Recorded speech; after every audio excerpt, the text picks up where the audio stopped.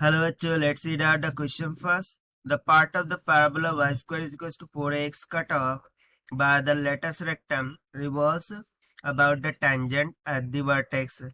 Find the curved surface and the volume of the reel thus generated. So यहाँ पर देखिए जो part of parabola है y square is equals to 4x, ये cut off करता है बाय द lattice rectum जो कि रिवॉल्व कर रहा है टेंजेंट एट द वर्टेक्स के। सो जो भी कॉर्ड सरफेस फॉर्म होंगी, ठीक है, सो वो कॉर्ड सरफेस का जो वॉल्यूम ऑफ रील है जो जो कि जनरेट हो रहा है वो हमें यहाँ पर फाइंड आउट करके बताना है और कॉर्ड सरफेस का एरिया भी हमें फाइंड आउट करके बताना है।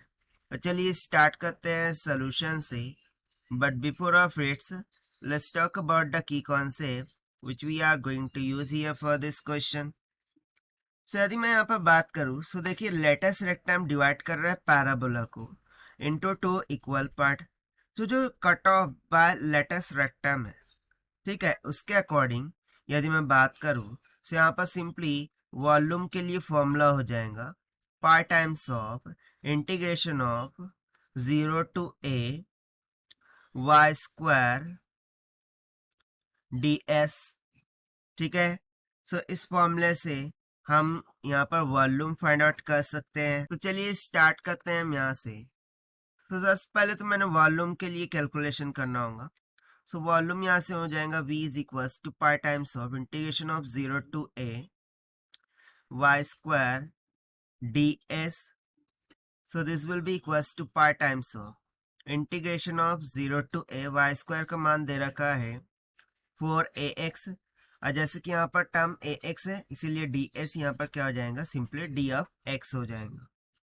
तो इसको इंटीग्रेट करते हैं तो यहाँ से हो जाएगा 4a पाई बाहर निकल के आ जाएगा, integration of x will become x square by 2 and the limits will go from 0 to a।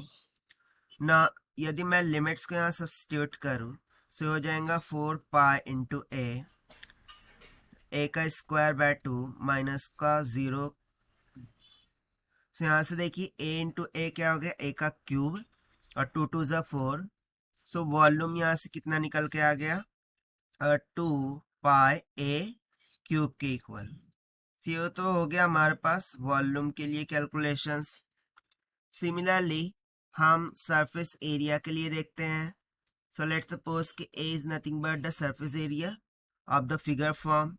So for area यदि मैं यहाँ पर बोलूँ तो सबसे पहले जो एरिया हमें रिक्वायर्ड है, ठीक है ना, जो भी एरिया हमें रिक्वायर्ड है, तो जो एरिया रिक्वायर्ड है this will be equals to क्या हो जाएगा 2 times of integration of 0 to a y times of dx।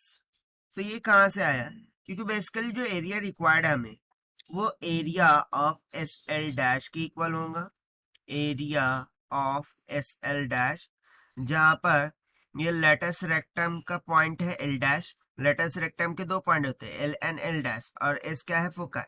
तो बेसिकली ये एस एल डैश, ये जो भी डिस्टेंस है वो बेसिकली किसके इक्वल होगा, अंडर रूट ऑफ 4ax के इक्वल।